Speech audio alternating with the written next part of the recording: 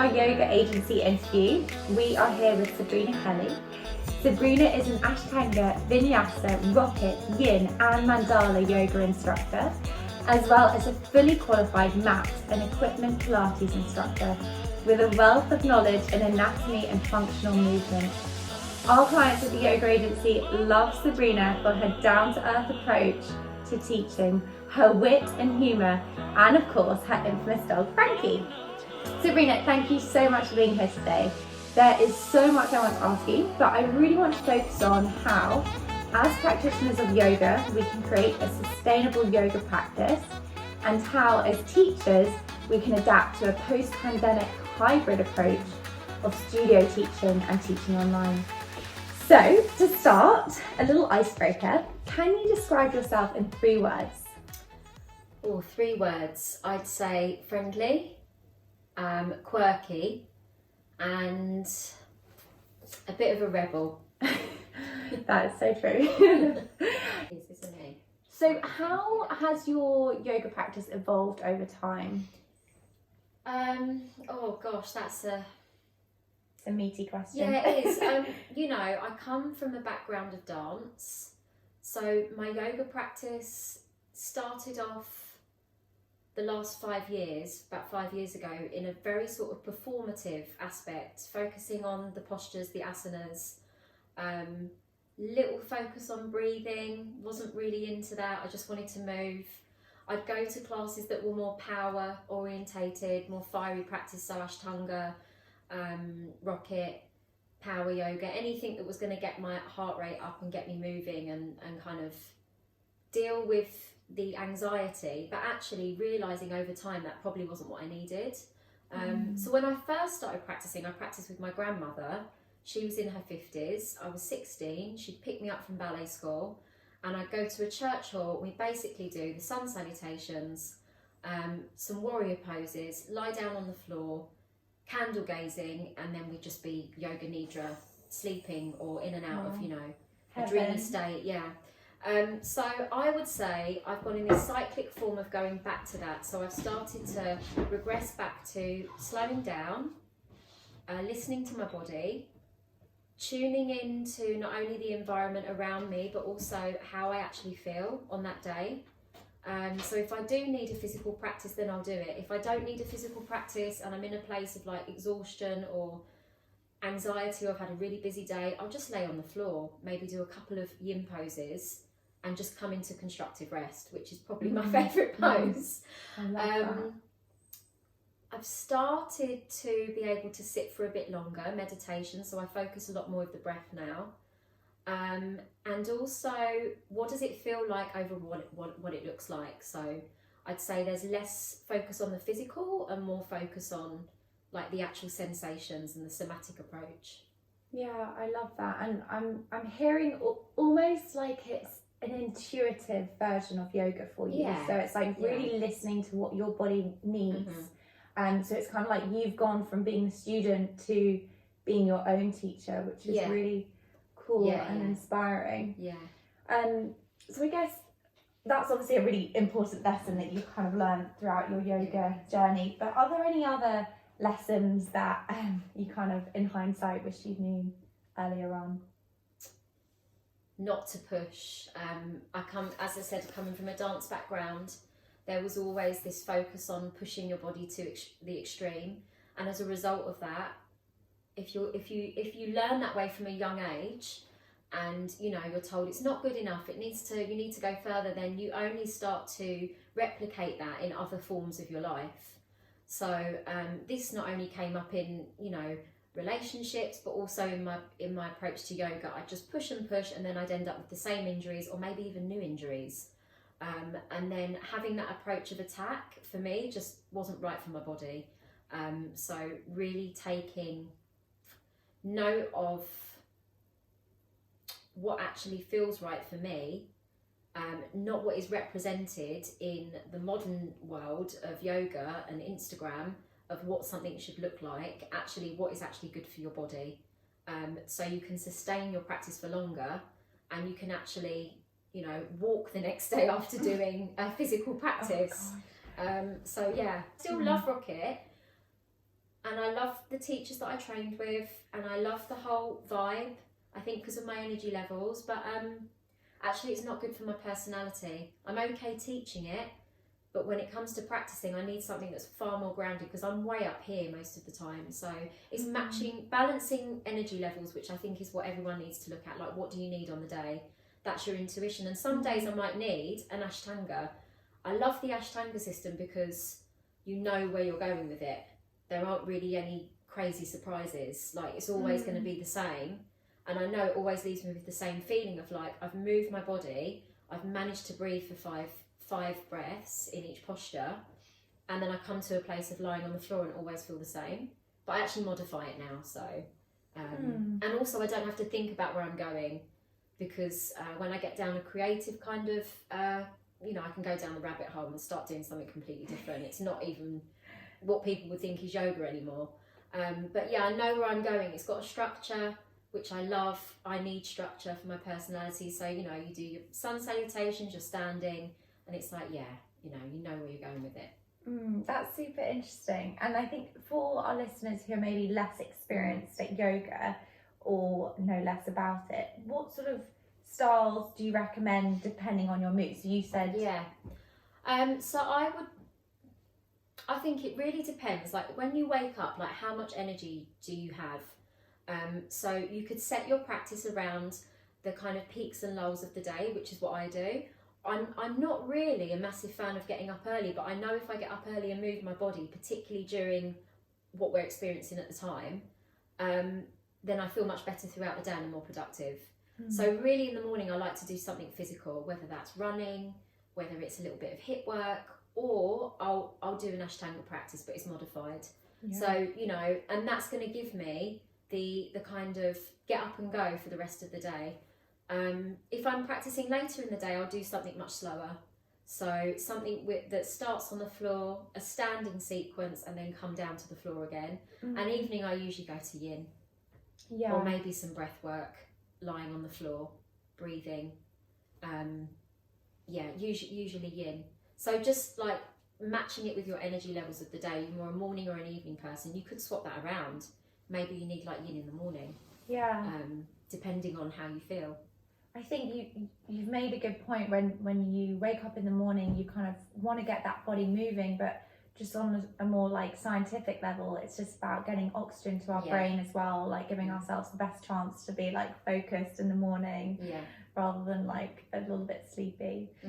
That's really cool. And so what do you think about how we can start to create a sustainable practice, not just as teachers but also as students?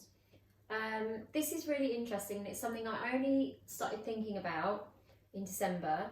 So I've kind of jumped in and out of having a self-practice. I used to practice Mysore Ashtanga style. So for anyone that doesn't know what that is, it's basically you go to the space, the studio, wherever the class is being held. There's a teacher, you roll out your mat, and you practice the Ashtanga sequence in your own time, and then you're given poses when you're kind of ready to move on, So the teacher that I practiced with left, and then I found myself sort of like, where do I go? They left the country. And during lockdown, I've managed to find some headspace to make my own space to practice at home.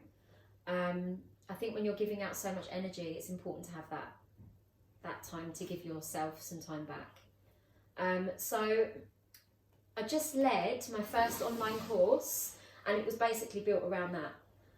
So when I practice Ashtanga, I don't do all the Chaturangas, which basically all the push-ups, just because of my shoulders. I think if you're doing all the Chaturangas, there's probably about 100 in the sequence. Yeah. It's the same with anything else. Any other classes I go to, I put my knees down, preserve my energy. I might do one Chaturanga in a class now, and then I'm like, why did I do that? Because my shoulder's bothering me and my neck.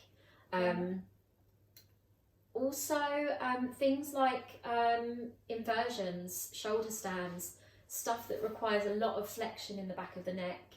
If you think about how we sit every day, most of us are like this, texting on our phones, text neck.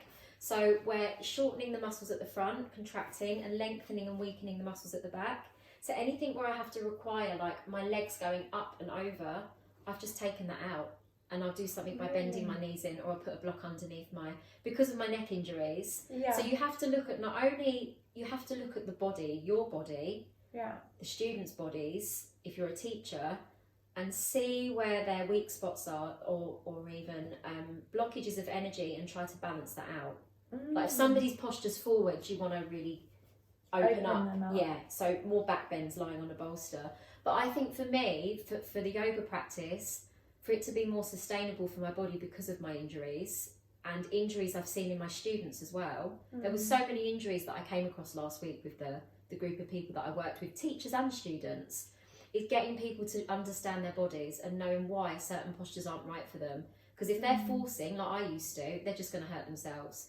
And there's a lot of people now in their 30-somethings, 40-somethings taking up yoga.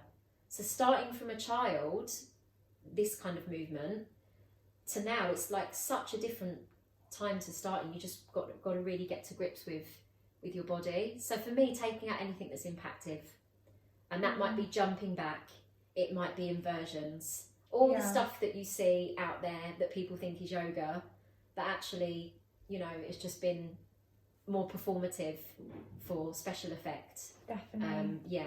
It's really about bringing ahimsa into our practice, isn't it? So non-harm and non-violence.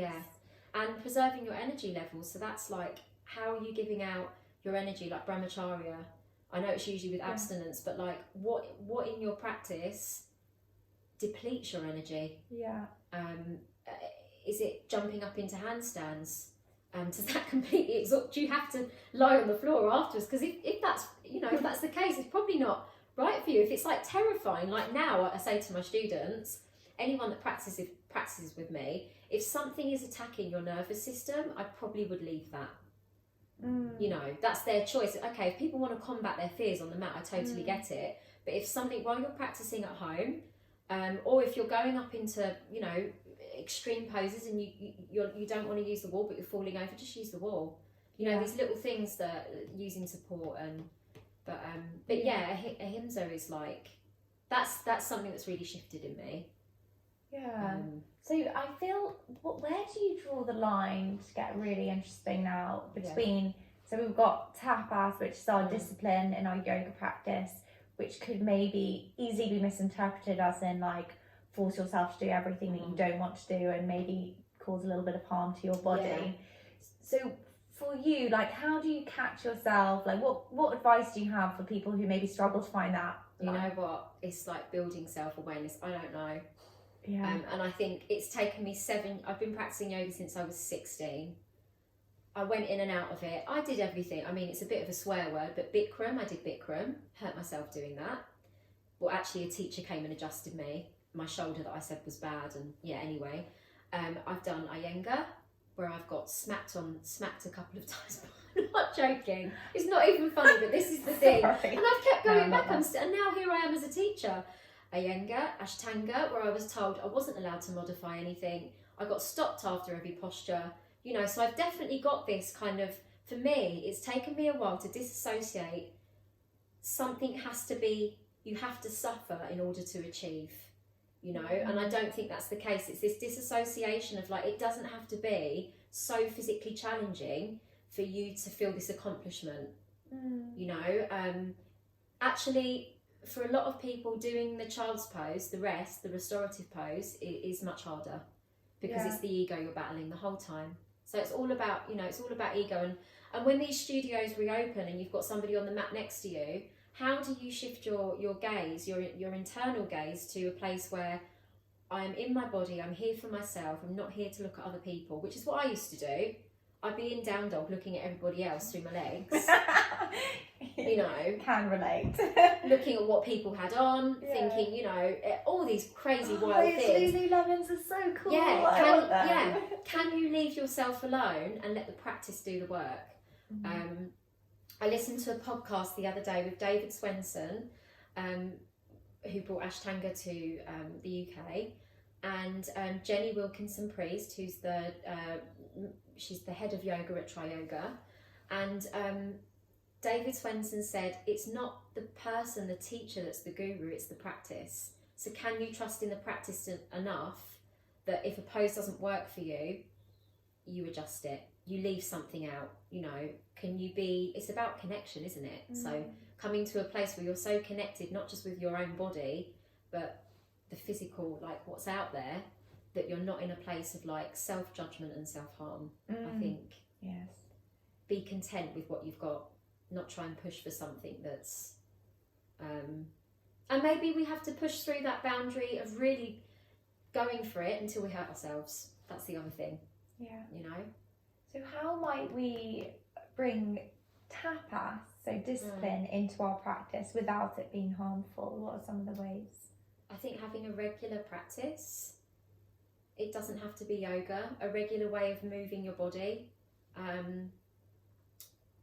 of regulating your energy. Like, movement should never be punishment. So if you feel like, I truly believe if you feel like you have to do something every day, that's probably an addiction, and that's probably not good for you. And we are trying to practice in yoga non-attachment. So if you feel, you know, that you have to, but then if you're enjoying it and you want to practice every day, maybe you just do arms up, arms down, sun salutation, step back, you do a few down dogs, five of those, come down, sit for a moment, lie on the floor, and you've started your day. You don't always have to do a self-practice, but having something, you know, a walk in the park, looking at nature, the way you make your tea, not just rushing it, sitting down, reading a magazine. These moments of being present, that's for me what yoga has brought into my life. Moments of being able to be present and appreciate like what I have. I love that. Such good advice. And what do you think are some of the misconceptions about yoga that stop a lot of people coming to the mat in the first place? Oh God, that's a big question. It is, sorry. No, it's fine. My brain goes straight to Instagram and straight to the internet, where people maybe Google yoga, and then you'll get these bodies contorting themselves, you know, into these crazy positions, and people are like, what? I can't do that. I'm not flexible enough. So the common factors are not being flexible enough, maybe not feeling good enough, maybe age, maybe size because of the people that we see on magazines, maybe race. Very rarely do you see yoga is represented by, usually it's very white middle class. There aren't many teachers like myself around from a working class background, a mixed heritage. You know, I'm half Jamaican, half white British. So yeah, there's a bit of a misunderstanding of where it came from, misrepresentation. A lot of my teachers are actually from India, you know, or their parents are. So maybe if people saw more of where it came from, then, and different body sizes, I think is really important. Not just your stick thin, you know, or guy with like ripped abs doing a crow or a headstand or something wild. So I guess it's advertising, isn't it? Advertising. And also the way some teachers advertise themselves as well, I think, having this perfect idyllic lifestyle. And actually, for me, yoga has really been about struggle and how I battle those struggles in life, rather than I've got the perfect life. Yeah. It's far from it. So authenticity. Yeah. So that leads really nicely on to our next question then, about what are some of the ways that as yoga teachers we can make yoga more accessible to everybody? This is something that I'm really trying to work on, inclusion, and it's partly why I set up this. I've got this idea of like, it's your body, it's your practice. And now with studios closed, people are really starting to have their own personal agency as to what they can do in their own homes. You can leave your camera on or off. So I've forgotten the question. No, don't worry. The question. So what are some of the ways as yoga teachers we can start to make yoga more accessible? So definitely not being sizist in your class. You know, everyone's body parts are in a different place. Some people have longer bodies, some people have bigger bodies, some people have smaller bodies, some people have longer, shorter arms. So using props. I used to be very specific in the way I describe things in terms of anatomy, but realising not everybody's anatomy is in the same place as mine. So the way we speak to the body, the way we speak to gender, which is again something I really struggle with myself as a teacher, because I come from a very male and female world, as in the dance world. Boys and girls were separated. You're a boy, you're a girl, you're not, you know. So from that, not addressing everyone as guys or girls, you know, and not expecting everybody in that class to be represented by male or female. Maybe that's not, you know, that's not the case.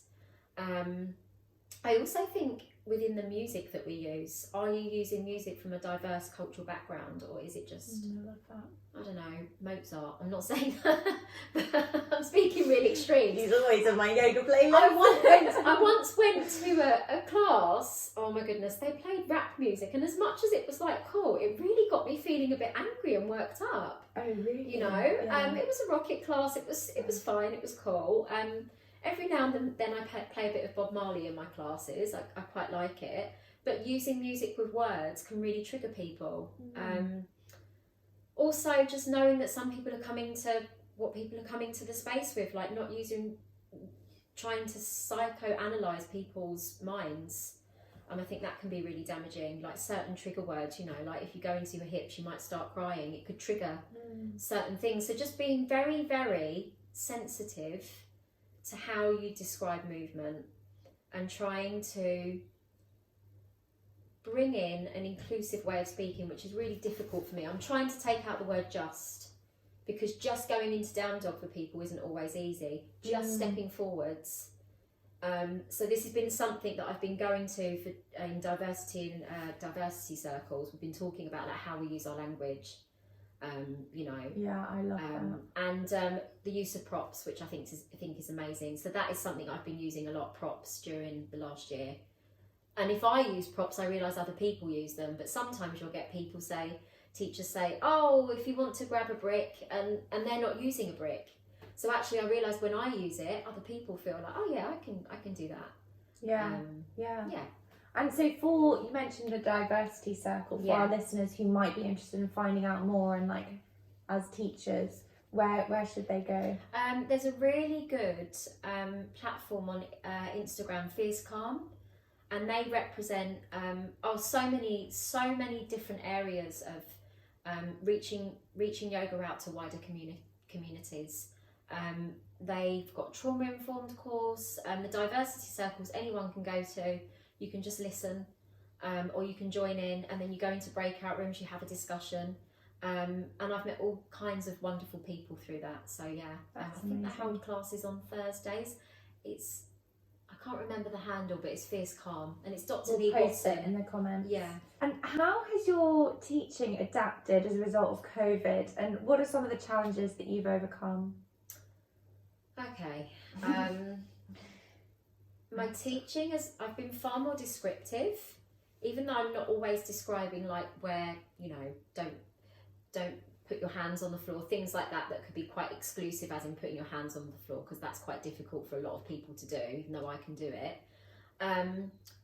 Far more descriptive in my language, far more sensory language, like what are you feeling, how does the room feel, how does the floor feel, spreading the toes, spreading the hands, like real descriptive language, where the body parts are maybe in space, cueing energetics over anatomy, because not everybody knows what their thigh bone is, what their arm is. My demonstration, I do a little bit of demonstrating, then I'll come over to the camera and just check on people if they've got their cameras on, just to make sure that everybody is in the same place. I've had to slow down because I realise I practice very fast and people get out of breath. And then I also teach now far more yin than kind of the more powerful dynamic classes. So definitely I've slowed down as a teacher, and my practice has slowed down, and that's reflected in the way that I teach. Yeah, just as a world, I think we've slowed down a bit, haven't we? So a lot more stuff on the floor, for grounding, and for restoring energy, rather than going through like a crazy vinyasa in half an hour. What else? I always open up the room like quite early and have a chat with people, and at the end of the class as well. And I think before, sometimes it was hard to connect with people after class because you're rushing here and there. So I definitely have built up more of a connection with people online.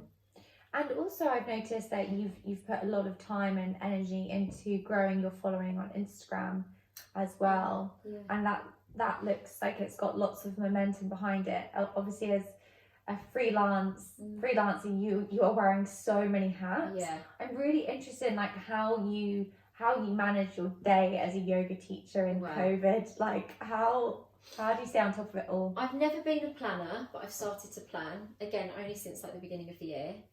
I'll write down my day in the diary, and I'll always put in time to practice. I'll put in my lunch break. I put in everything from the moment of getting up to going to bed, even if it's sitting for 20 minutes and reading a magazine. So planning has actually become part of my life now.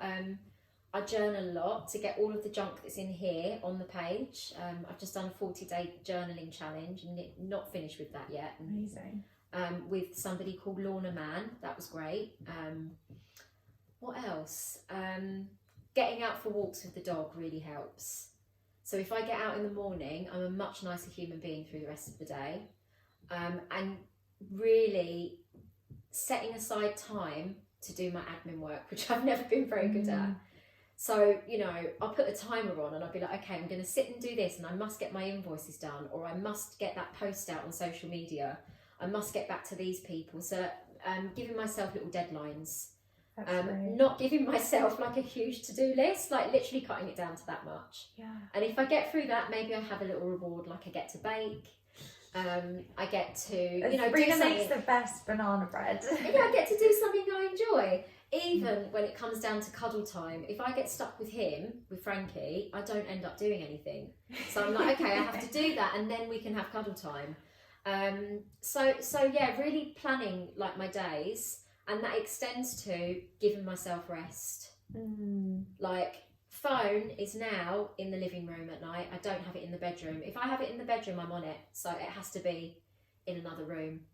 Knowing when to sign off, because the boundaries are now blurred for everyone. Where are you going? So that's really important with the planning, you know. Yeah, I love that. And I think looking back to when we sort of first went into COVID, me and you had a chat on the phone, and we were having to take our classes online, and we were having a bit of a meltdown, just being like, this is not us, like we love teaching in person. And like I know as well from knowing you that you've got such an energy and a presence in a room, and so it makes sense that you love teaching in person so much. But I'm really an extrovert. I'm an extrovert. Yeah. So how have you sort of made that jump from, like, how have you got over that? Because that was a huge mental barrier as well. You know, the tech and like the technical part. I think we've all become. Humans are very adaptable, and I think we've adapted in this. I want to say short time, but it's quite a long time really. A year is quite a long time. We've gone through this cycle now of being locked away, going back out, locked away, going back out. We've got used to that.